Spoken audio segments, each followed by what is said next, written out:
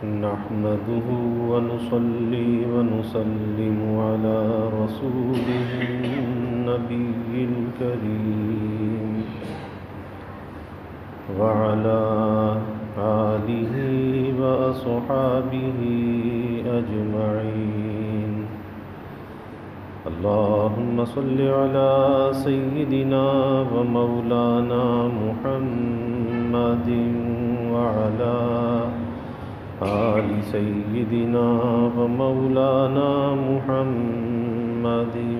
وبارك وسلم صلاة وسلاما كثيرا كثيرا. توفیق الہی اپنے مرشد پاک کی برکت سے عشاء کی اس نشست میں شمائل نبوی صلی اللہ علیہ وسلم کا درس چل رہا ہے، اور اس نیت اور ارادے کے ساتھ کہ اللہ تعالیٰ اس ذکر حبیب کی برکت سے سارے عالم کو، ساری انسانیت کو اس کرونا کی وبا سے نجات عطا فرمائے، اور اللہ تعالیٰ اس ذکر حبیب کی برکت سے اپنے حبیب کی سچی محبت،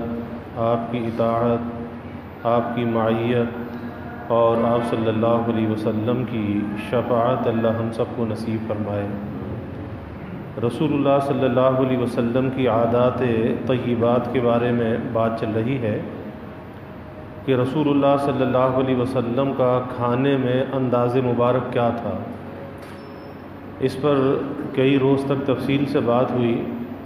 کہ کھانے میں بیٹھنے کا طریقہ کیا تھا، کس ہاتھ سے کھاتے تھے، کتنی انگلیوں کا استعمال فرماتے تھے، پھر کھانے سے پہلے اللہ کا نام لے کر کھانا، کھانے کے بعد اللہ کی نعمت کا شکر ادا کرنا، انگلیوں کو بھی چاٹ لینا، برتن کو بھی صاف کر لینا. یہ ساری سنتیں ہمارے نبی صلی اللہ علیہ وسلم کی ہیں، اور اللہ نے ہمیں ایسا دین دیا ہے، ایسا مذہب دیا ہے کہ جس میں اگر ہم اپنا کھانا پینا، اپنی زندگی کے شب و روز وہ کام جو انسان کی طبعی ضروریات میں سے ہیں، اگر ان کو سنت کے مطابق آدمی انجام دے تو یہ طبعی ضروریات بھی عبادت بن جاتی ہیں، اور اس پر بھی اللہ تعالیٰ کا قرب اور اجر و ثواب اسے حاصل ہوتا ہے. ورنہ انسان اگر کھائے پیے، لباس پہنے اتارے، ان سارے کاموں کو انجام دے اور اگر سنت کے مطابق نہ دے تو زندگی کی گاڑی تو چل رہی ہے، چلتی رہے گی، لیکن اگر تھوڑی سی فکر، اپنے زاویہ فکر کو اگر درست کر لے اور سوچ سوچ کر ان کاموں کو سنت کے مطابق انجام دے تو یہ ساری طبعی ضروریات یہ سب عبادت بن جائیں اور اجر و ثواب کا ذریعہ بن جائیں. اسی لیے کہا جاتا ہے کہ مومن کی جو زندگی ہے، یہ مومن کی زندگی پوری کی پوری ذکر میں داخل ہے، اور مومن کی پوری زندگی عبادت ہے،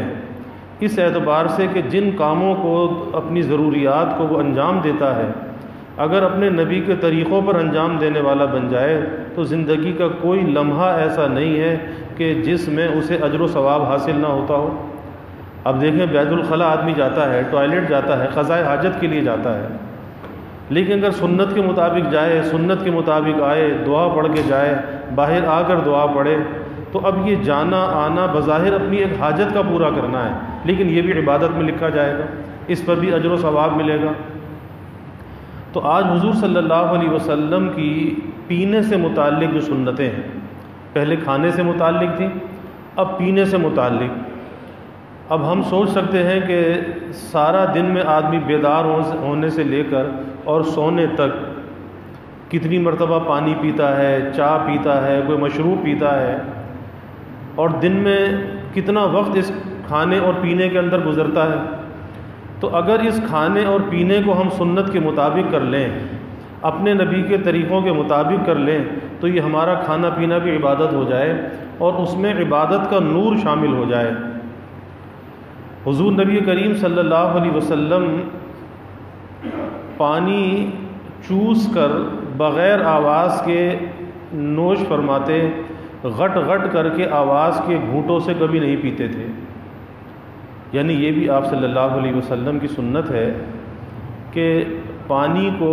تھوڑا تھوڑا پینا چاہیے، تھوڑا تھوڑا، اور پانی کو سانس روک کر پینا چاہیے، کیونکہ اگر سانس پانی کے اندر لیتا رہا تو تو کل بھی یہ بات میں عرض کر رہا تھا کہ سانس کے اندر سے جب سانس باہر آتا ہے تو اندر کے جو مضر صحت مادے ہیں وہ لے کر آتا ہے، کاربن ڈائی آکسائڈ وہ لے کر ہے، اور کاربن ڈائی آکسائڈ جو ہے وہ زہریلی گیس ہے۔ تو اگر پانی کے اندر سانس لینا شروع کیا تو وہ مضر صحت ہو جائے گا، تو سانس روک کر پانی پیے اور تھوڑا تھوڑا کر کے پانی پیے۔ اور یہ بات اطباء بھی کہتے ہیں کہ پانی اگر آدمی غٹ غٹ کر کے پیتا ہے، بڑے بڑے گھونٹ لے کر پیتا ہے، تو وہ پانی معدے کے اندر جا کر ایسے گرتا ہے جیسے کوئی وزنی چیز گرا دی گئی ہو، اور اگر تھوڑا تھوڑا پیتا ہے تو معدے کو جا کر وہ کوئی چوٹ نہیں مارتا، کوئی تکلیف نہیں پہنچاتا۔ لیکن ایک دم غٹ غٹ کر کے پینا تو یہ معدے کو نقصان پہنچاتا ہے۔ تو جہاں ہمارے نبی کے طریقے کے خلاف ہے، وہاں پر طبی اعتبار سے بھی اس کے نقصانات ہیں۔ تو آپ کی عادت مبارکہ کیا تھی کہ پانی کو چوس کر پیتے تھے، اور غٹ غٹ کی آواز اس کے اندر نہیں آتی تھی، کبھی اس طرح سے آپ نے پانی نہیں پیا۔ یہی وجہ ہے، یہاں تک اطباء نے لکھا ہے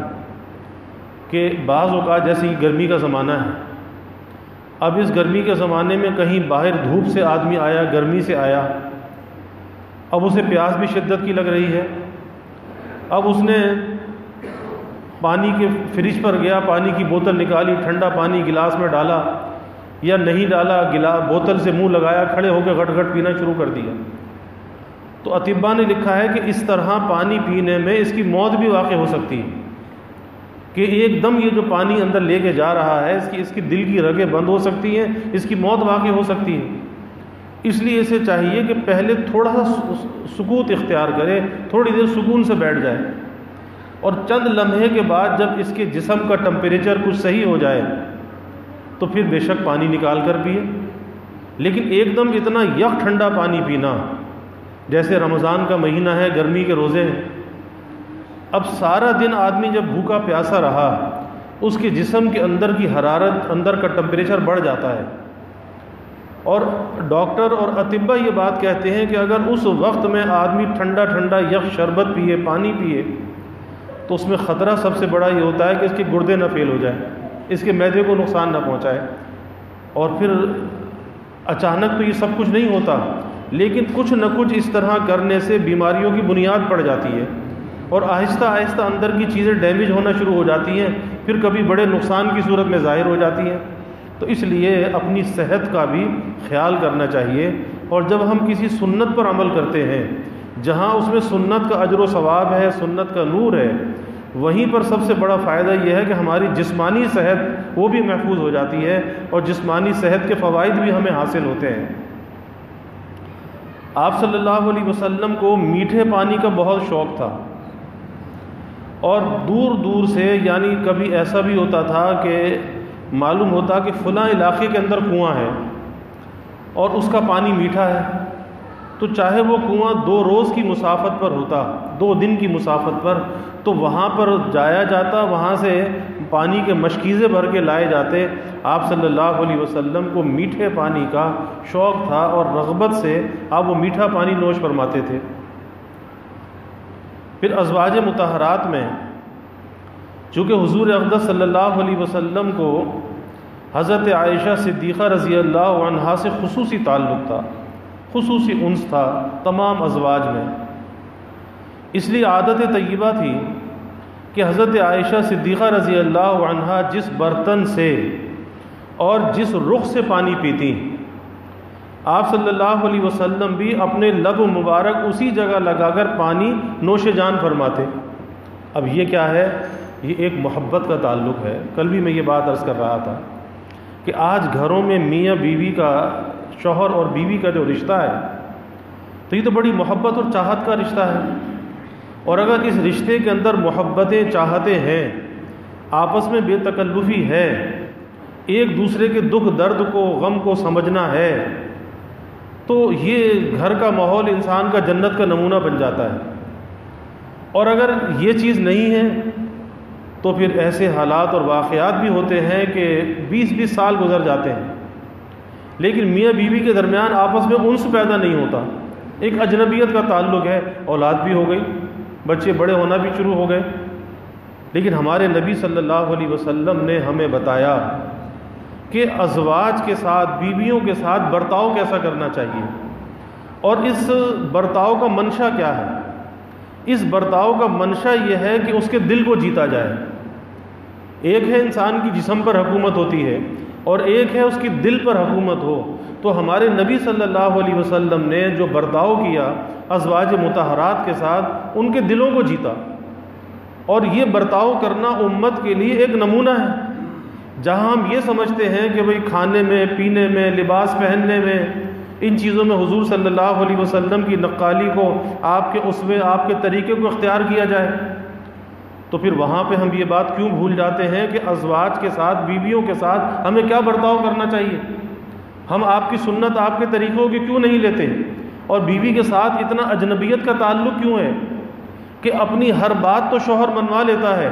لیکن بیوی کے اوپر اتنا روب ہے، اتنا دبدبا ہے، یا اتنا اسے دبا کر رکھا ہے کہ وہ بیچاری اپنے دل کی بات نہیں کہہ سکتی؟ تو شوہر سے نہ کہے تو پھر کس سے کہے؟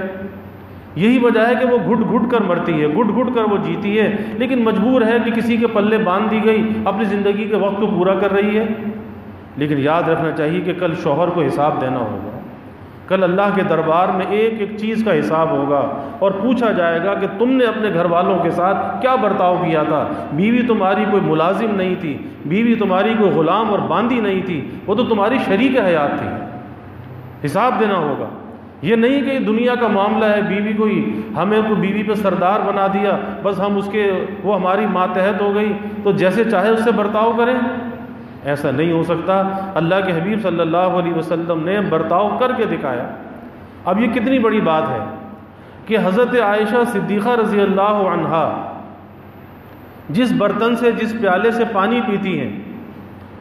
آپ فرماتے ہیں کہ عائشہ کہاں پر تیرے لب لگے ہیں؟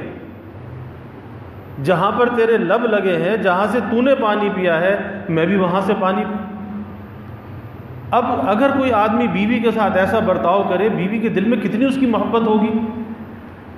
آج ہم شکوہ شکایت تو بہت کرتے ہیں، لوگ جس کو دیکھو بیوی کا رونا روتا ہے، جی بیوی کا رویہ اچھا نہیں ہے، تو کبھی اپنا رویہ بھی دیکھا کہ ہمارا رویہ بیوی کے ساتھ کیسا ہے، ہم کتنا اس سے حسن برتاؤ کرتے ہیں، اچھا سلوک کرتے ہیں۔ اور پھر انسان کو یاد رکھیے کہ اپنی ذات پر اسے اختیار ہوتا ہے، دوسرے کے اوپر انسان کو اختیار نہیں ہوتا۔ لیکن جب ہم اپنے آپ کو بدلنے کے لیے تیار نہیں، اپنی عادات اور اخلاق کو درست کرنے کے لیے تیار نہیں، تو بیوی سے کیسے توقع رکھ سکتے ہیں کہ بیوی اچھا برتاؤ کرے؟ ہاں، اس کے اچھے برتاؤ کی صورت یہ ہے کہ پہلے آپ اس سے اچھا برتاؤ شروع کر دیجئے، پھر وہ بھی انسان ہے، اس کے سینے میں بھی دل ہے، کوئی پتھر نہیں ہے، وہ بھی محسوس کرے گی کہ جب شوہر مجھ پر اتنا مہربان ہے تو پھر مجھے بھی اس کے ساتھ اچھا برتاؤ کرنا چاہیے۔ اور پھر عورتوں کے سلوک کے معاملے میں اللہ کے حبیب صلی اللہ علیہ وسلم نے جب دنیا سے آپ رخصت ہو رہے ہیں تو اس رخصتی کے وقت جو امت کو پیغام دیا جا رہا ہے، یعنی دنیا سے جانے کا وقت ہے، اور یہ آخری نصیحتیں ہیں کہ آپ فرماتے ہیں الصلاۃ الصلاۃ وما ملکت ایمانکم، کہ نماز کی پابندی اور عورتوں اور باندیوں کے حقوق کے بارے میں اللہ سے ڈرتے رہنا۔ تو آخر میں یہ پیغام دیا جا رہا ہے کہ دیکھو ان کے حقوق تمہارے ذمہ ہیں۔ اور دوسری بات آپ صلی اللہ علیہ وسلم نے یہاں تک فرمایا کہ اللہ تعالیٰ نے اس عورت کے مزاج میں تھوڑا ٹیڑھ رکھا ہے،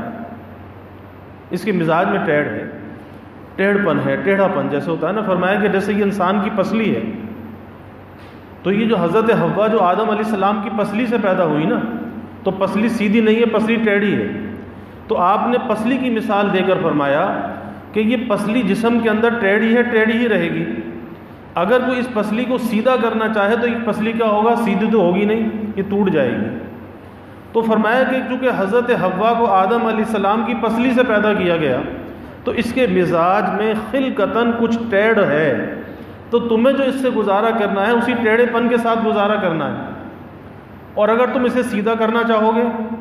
تو اللہ کے حبیب صلی اللہ علیہ وسلم نے فرمایا کہ سیدھا تو ہونا نہیں ہے، کیونکہ اس کی خلقت ہے، فطرت ہے، جبلت ہے، تو سیدھی تو ہوگی نہیں، یہ ٹوٹ جائے گی۔ کیونکہ انسان اپنی اس کی فطرت جو ہے وہ نہیں بدلا کرتی، جبلت نہیں بدلا کرتی۔ اسی لیے کہا کہ اگر کوئی شخص آ کر آپ سے یہ کہے کہ جی یہ پہاڑ آج تو یہاں تھا رات کو، اور صبح یہ پہاڑ وہاں چلا گیا، تو کہا کہ اس پہ تو یقین کر لینا کہ ایسا ہو سکتا ہے، لیکن کوئی یہ کہے کہ کسی انسان کی فطرت بدل گئی، جبلت بدل گئی، تو یہ بات ذہن اس کو قبول نہیں کرتا کہ فطرت اور جبلت نہیں بدلا کرتی۔ تو جب ہمیں یہ بتا دیا گیا کہ اس عورت کے ساتھ اس کے ٹیڑھ پنے کے ساتھ گزارا کرو، اور پھر جس نے اس کی ناگواری پہ صبر کیا، اللہ نے درجے بھی کیسے عطا فرمائے۔ بہت سے واقعات آتے ہیں کہ جنہوں نے اپنی بیوی کی ناگواری پہ صبر کیا، اللہ نے جنت کے اعلیٰ درجات عطا فرما دیے۔ ایک اللہ والوں کا واقعہ آتا ہے کہ کہیں سفر سے آئے، دیکھا کہ گھر میں کھچڑی پکی ہے، کھچڑی بھی پھیکی پکی ہوئی ہے۔ اب کھچڑی ہو اور وہ بھی پھیکی ہو تو آدمی سوچ سکتا ہے کہ وہ تو حلق سے نہیں اترے گی، لیکن یہ سوچ کر کھا لی کہ اب بیوی کو کیا کہوں، اللہ کی بندی ہے، چلو جو پکایا کھا لیا، کھا کے شکر ادا کیا، سو گئے۔ جب بعد انتقال کے اللہ تعالیٰ کے سامنے پیشی ہوئی، کسی نے خواب میں دیکھا کہ کیا معاملہ پیش آیا، کہا کہ جب اللہ کے سامنے پیشی ہوئی، اللہ نے کہا تمہارا کوئی عمل ہمیں پسند نہیں ہے، کوئی عمل پسند نہیں ہے، بس ایک عمل ایسا ہے کہ جس کی بنا پر تمہاری بخشش کیے دیتے ہیں، اور وہ عمل یہ ہے کہ تم نے اس وقت میں جب کہ وہ کھچڑی کھانا ناگوار تھا کہ پھیکی کھچڑی کیسے حلق سے اترے، لیکن تم نے وہ کھچڑی کھا لی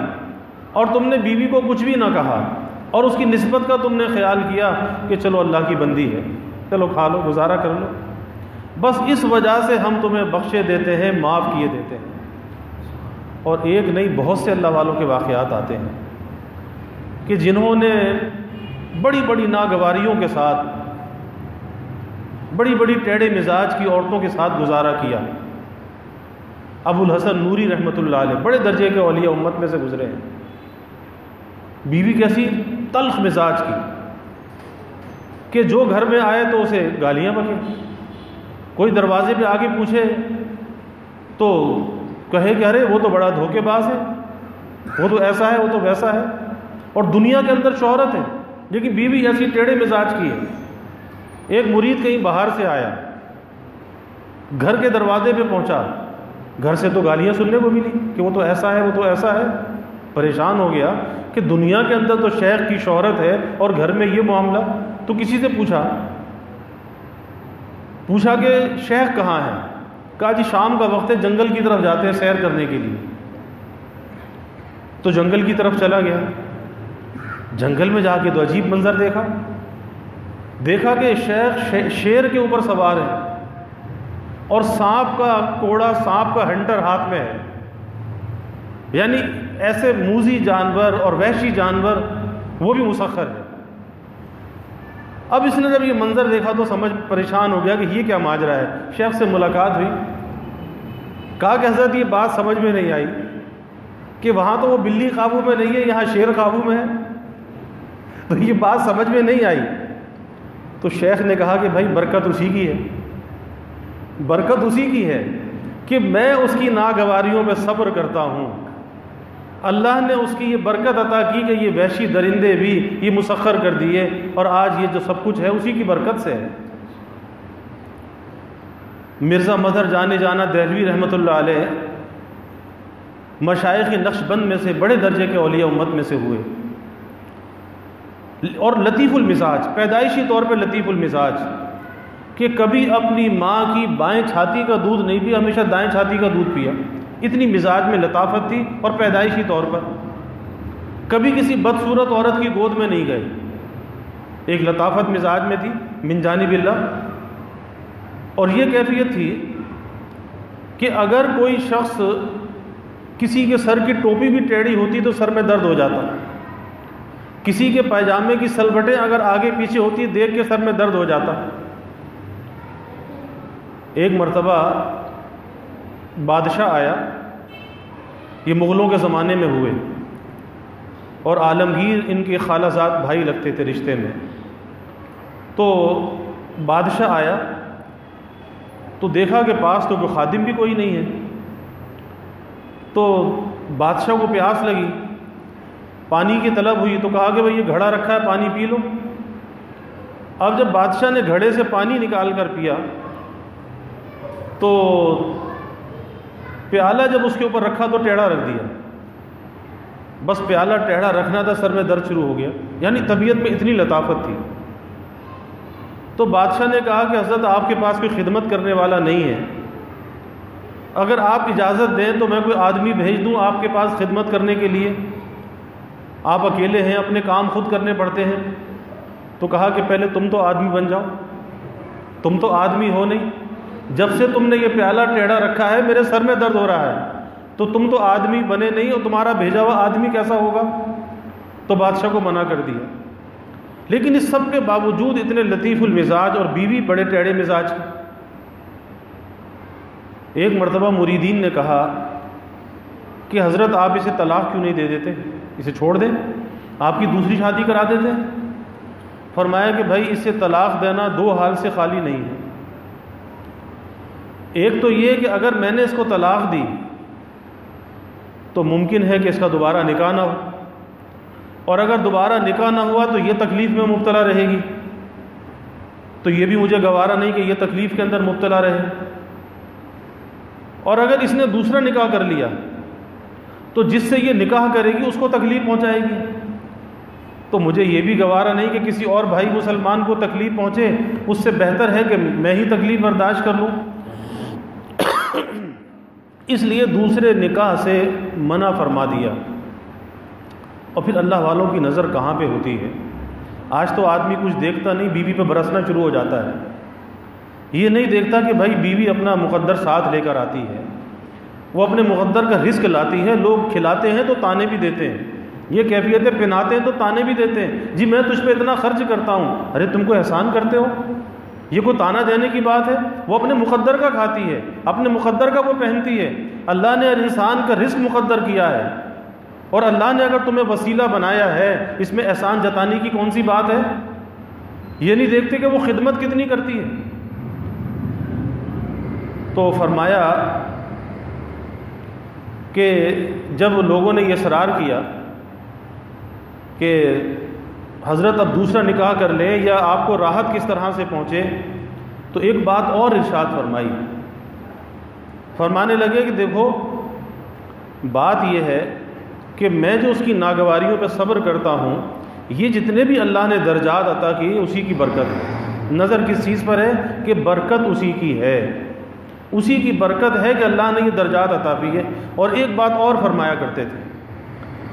کرتے تھے کہ جب میں تمہارے درمیان بیٹھتا ہوں تو تم مجھے حضرت کہتے ہو، شیخ کہتے ہو، بڑے بڑے القاب اور آداب سے پکارتے ہو، تو ظاہر ہے کہ انسان کو اگر عزت ملے، احترام ملے، القاب اور آداب سے پکارا جائے تو انسان کے اندر بڑائی بھی آ سکتی ہے، وہ اللہ والوں میں یہ چیز نہیں ہوتی۔ لیکن تواضعاً فرمایا کہ تم تو میرا دماغ خراب کرتے ہو، لیکن جب میں گھر جاتا ہوں تو میرا علاج کر دیتی ہے، تو وہ تو میری مصلحہ ہے، میری اصلاح کرنے والی ہے، میں اسے کیسے چھوڑ سکتا ہوں؟ اور پھر آخر میں فرمایا کہ جو اللہ نے درجات عطا فرمائے اسی کی برکت سے عطا فرمائے کہ میں نے اس کی ناگواریوں پہ صبر کیا، اللہ نے یہ درجات عطا فرمائے۔ تو بات اس پر چل رہی تھی، یہ ساری باتیں درمیان میں آ گئیں کہ حضور صلی اللہ علیہ وسلم نے اپنی ازواج سے کیسا محبت کا اور حسن سلوک کا برتاؤ کیا ہے۔ اور یاد رکھیے کہ غیروں سے باہر اچھا برتاؤ کرنا کوئی کمال کی بات نہیں ہے، باہر تو ہر آدمی مہذب بن جاتا ہے، گھر سے باہر جا کے ہر آدمی مہذب بن جاتا ہے، دوستوں میں بیٹھا ہے، کہیں بازار میں بیٹھا ہے، بڑی اچھی اچھی باتیں کرتا ہے، کس لیے؟ کہ جی لوگ یہ کہیں کہ ہاں جی بڑا اچھا آدمی ہے، بڑے اخلاق والا ہے۔ لیکن اصل امتحان انسان کا گھر پہ ہوتا ہے، گھر سے باہر نہیں ہوتا، کہ گھر میں اس کا برتاؤ کیا ہے، اپنے بڑوں سے برتاؤ کیا ہے، اپنے چھوٹوں سے برتاؤ کیا ہے، اپنی بیوی سے برتاؤ کیا ہے۔ یہی وجہ ہے کہ حضور صلی اللہ علیہ وسلم نے فرمایا کہ تم میں سب سے بہتر مومن وہ ہے جو اچھے اخلاق والا ہے۔ لیکن صرف یہاں پہ بس نہیں فرمائی، آگے فرمایا کہ اچھے اخلاق والوں میں بہتر کون ہے؟ اچھے اخلاق والے تو بہت سے ہو سکتے ہیں، جیسے میں نے مثال دی کہ گھر سے باہر نکل کر سب اچھے اخلاق والے بن جاتے ہیں، بڑی نرم نرم باتیں کرتے ہیں، میٹھی میٹھی باتیں کرتے ہیں، تو ان اچھے اخلاق والوں میں زیادہ بہتر کون ہے؟ آپ نے فرمایا کہ جو اپنے گھر والوں سے حسن برتاؤ کرنے والا، حسن سلوک کرنے والا، یہ زیادہ بہتر ہے۔ تو بھائی یہ انسان کا امتحان ہے، اور یہ بات بھی ذہن میں رکھنی چاہیے کہ میزان عمل میں وہ جو ترازو ہوگا نا، جس میں ہمارے اعمال تولے جائیں گے، نماز، روزہ، حج، زکوٰۃ، صدقہ، خیرات، سب تولا جائے گا، لیکن اللہ کے حبیب صلی اللہ علیہ وسلم نے فرمایا کہ اس میزان عمل میں سب سے بھاری چیز کون سی ہوگی؟ سب سے بھاری چیز، آج نماز کی بڑی اہمیت ہے، ہونی بھی چاہیے، نماز فرائض میں سے ہے، لیکن میزان عمل میں بھاری چیز کون سی ہوگی؟ کیونکہ بعضی چیزیں ایسی ہوتی ہیں کہ حجم کے اعتبار سے کم ہوتی ہیں لیکن وزن کے اعتبار سے زیادہ ہوتی ہیں، تو بھاری چیز کون سی ہوگی جس کو ہم نے چھوڑ رکھا ہے؟ آپ نے فرمایا کہ مومن کا حسن سلوک ہوگا، اس کے حسن اخلاق ہوں گے جو اس میزان عمل میں، اس ترازو میں وہ سب سے زیادہ بھاری ہوں گے۔ تو جہاں اور عبادات کا ہم اہتمام کرتے ہیں، نماز، روزہ، حج، زکوٰۃ، صدقہ، خیرات، سب کچھ کرتے ہیں، وہیں پر اگر ایک چیز کو اور درست کر لیں تو گھروں کا ماحول دنیا کے اندر جنت نشاں ہو جائے، اور بجائے نفرتوں کے محبت الفتیں پیدا ہو جائیں، اور وہ مومن کا حسن اخلاق ہے۔ اور اگر یہ حسن اخلاق اس کے اندر نہیں ہوتا تو پھر کیا ہوتا ہے؟ بد اخلاقی، اور بد اخلاقی کی جڑ کیا ہے؟ تکبر اور بڑائی، کہ جب انسان کسی سے بدسلوکی کرتا ہے، بد اخلاقی سے پیش آتا ہے، منشا اس کا تکبر اور بڑائی ہوتا ہے، اور تکبر اور بڑائی کے ساتھ کبھی یاد رکھیے کہ عزت نہیں ملا کرتی، کیونکہ تکبر اور بڑائی اللہ تعالیٰ فرماتے ہیں یہ تو میری چادر ہے، یہ تو خاص اللہ کے لیے ہے، اور جو اس بڑائی اور عظمت کو لینا چاہتا ہے، اللہ کی چادر کو لینا چاہتا ہے، اللہ کہتا ہے میں اس کی گردن توڑ دوں گا، یعنی اسے ذلیل و رسوا کر دوں گا۔ تو کبھی بڑائی نہیں اختیار کرنی چاہیے، بلکہ عاجزی کے اندر، تواضع کے اندر انسان کی عزت ہے۔ اللہ ہمیں عمل کی توفیق عطا فرمائے۔ وآخر دعوانا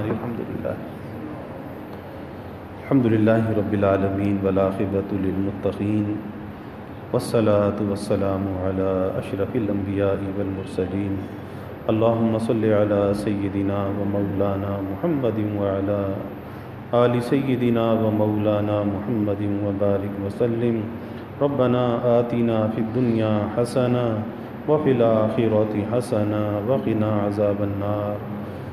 ربنا اتمم لنا نورنا واغفر لنا انک علی کل شیء قدیر۔ اللہم اعنا علی ذکرک وشکرک وحسن عبادتک۔ اللہم وفقنا لما تحب وترضى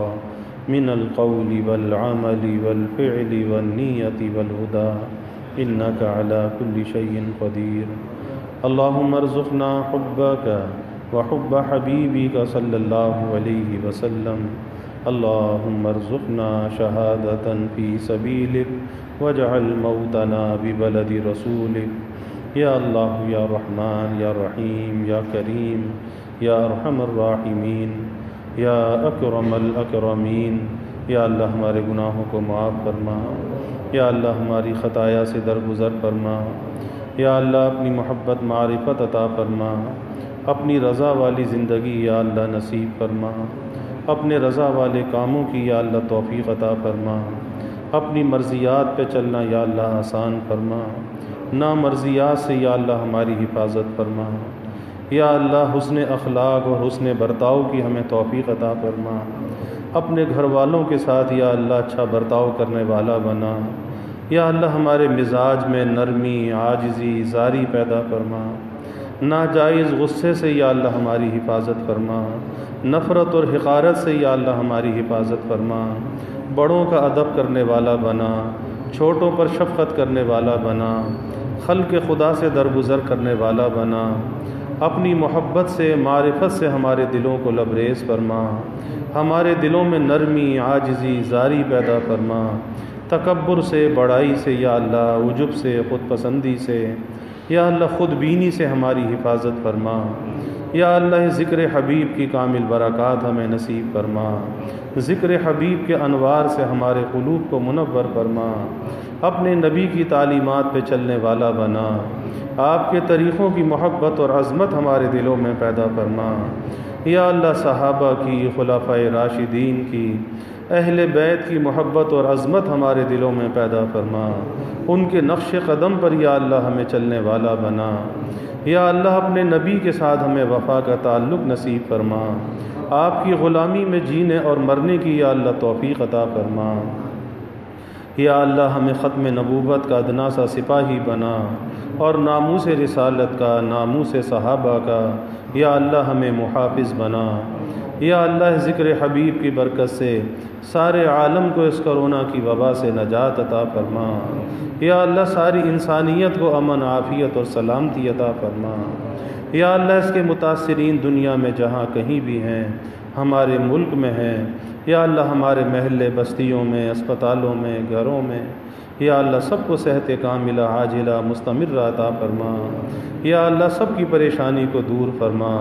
اس ابتلا اور آزمائش سے یا اللہ جلد نجات عطا فرما۔ سب کے دلوں کے نیک ارادوں کو، تمناؤں کو از غیب پورا فرما۔ یا اللہ سب کی حاجات کو پورا فرما، سب کی پریشانیوں کو دور فرما، بیماریوں سے یا اللہ حفاظت فرما،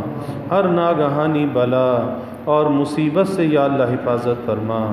زمینی آسمانی آفات سے یا اللہ حفاظت فرما، موذی امراض سے یا اللہ حفاظت فرما۔ یا اللہ سب کے علم میں، عمل میں، رزق میں خوب خیر و برکت فرما، ابواب رزق یا اللہ کشادہ فرما، رزق حلال عطا فرما، آسان عطا فرما، برکت والا عطا فرما۔ یا اللہ رزق ظاہر بھی عطا فرما، رزق باطن بھی عطا فرما، اچھے اخلاق کا رزق عطا فرما، کبھی کسی کو مخلوق کا محتاج نہ بنا، ہمیشہ اپنے در کا سائل اور بھکاری بنا، اپنے در کا منگتا اور سوالی بنا۔ یا اللہ اپنے غیر سے ہماری امیدوں کو قطع فرما، اپنی ذات عالی کا یقین ہمارے دلوں میں پیدا فرما۔ یا اللہ ہر امید کو اپنی ذات سے وابستہ کرنے والا بنا۔ یا اللہ ایمان کی ترقی عطا فرما، اعضاء کی سلامتی عطا فرما، ہر محتاجی معذوری سے یا اللہ ہماری حفاظت فرما۔ یا اللہ ہمارے ملک پر اپنی رحمتوں کا نزول فرما، اس ملک کو امن کا، سلامتی کا گہوارہ بنا، ہر قسم کی دہشت گردیوں سے، فرقہ واریت سے، مذہبی منافرت سے اس ملک کی حفاظت فرما۔ یا اللہ ہمیں ایک بنا اور نیک بنا، کلمہ واحدہ پر یا اللہ پوری امت کو متحد فرما۔ یا اللہ دنیا میں جہاں کہیں بھی مسلمان آباد ہیں، سب کے جان، مال، ایمان، عزت آبرو کی حفاظت فرما۔ یا اللہ گھر بار کی حفاظت فرما، اولاد کی حفاظت فرما۔ یا اللہ جتنے بھی حاضرین ہیں، سامعین ہیں، یا اللہ سب کے گھروں میں چین، سکون، عافیت، راحت عطا فرما، برکتیں عطا فرما، نعمتوں کی فراوانی عطا فرما۔ یا اللہ آپس میں زن و شوہر کے تعلقات میں محبت اور الفت پیدا فرما، گھروں کے ماحول کو جنت نشاں بنا، سب کی اولادوں کو آنکھوں کی ٹھنڈک بنا۔